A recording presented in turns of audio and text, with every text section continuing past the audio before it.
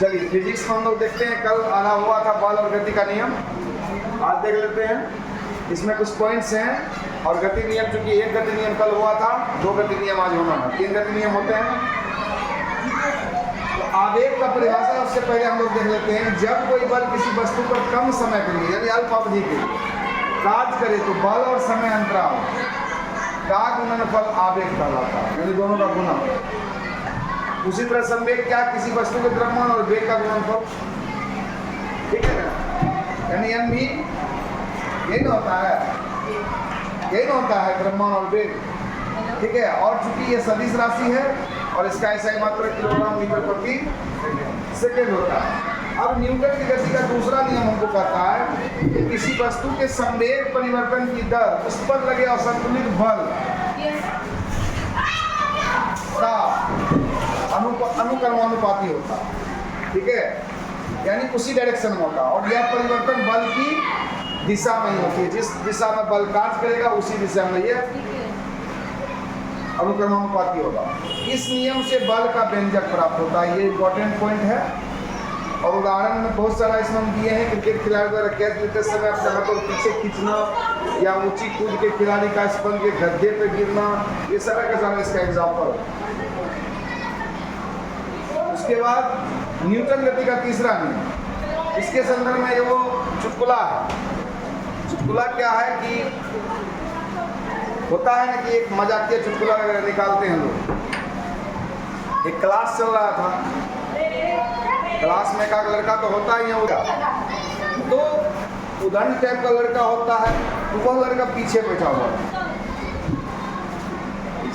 तो टीचर, एक आध तो टीचर भी होते हैं उस तरह के, जैसे गोरखपुर के विनोद जी हैं, ठीक है। तो वैसे कुछ टीचर्स होते हैं, तो वो पढ़ा रहे थे न्यूटन गति का नियम। पर्दे पर जो लड़का सो गया तो गए वहाँ पर गए और उस बच्चे को जो सोया हुआ था उसको फटाक से एक तमाचा खींच के दे दिए,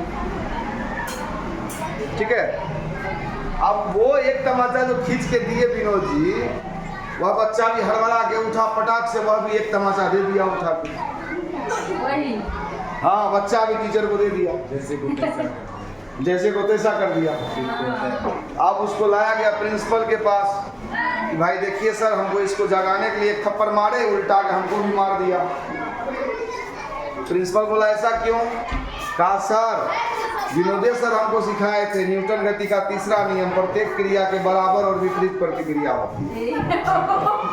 तो उन्होंने हमको मारा, क्रिया किए, हमने मारा, प्रतिक्रिया हुआ, इसमें सर प्रॉब्लम क्या है, ठीक है। और वही आपका ये नियम कहता है तीसरा, यानी प्रत्येक क्रिया के बराबर और विपरीत प्रतिक्रिया होती है। उसको सर कुछ नहीं बोले, क्या कहेंगे, न्यूटन से लोग फॉलो कर रहा था, क्या प्रॉब्लम था उसमें, ठीक है। तो इस नियम को क्रिया प्रतिक्रिया नियम भी कहा जाता है, देखिए, है ना।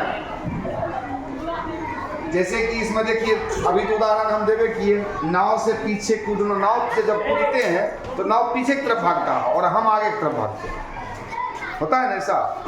उसी तरह से तैरते समय पानी को तैरते हैं तो पानी को पीछे खींचते हैं तब ना आगे बढ़ते हैं। एक तरफ आप आगे बढ़ रहे हैं, पानी पीछे भाग रहा है, यानी क्रिया प्रतिक्रिया साथ साथ हो रही है। अब आइए संवेग संरक्षण का सिद्धांत। यदि वस्तुओं के निकाय पर बाह्य बल आरोपित ना हो, कोई भी बाह्य बल आरोपित नहीं होगा, तो उसका जो भी संयुक्त निकाय का संवेग है वह सदा हमेशा संरक्षित रह जाएगा, उसमें कोई परिवर्तन नहीं होगा। यानी mu plus u1 plus m2 u2 बराबर m1 v1 plus m2 v2। बस, तो आपका ये चैप्टर भी समाप्त हो गया। नेक्स्ट चैप्टर शुरू करेंगे।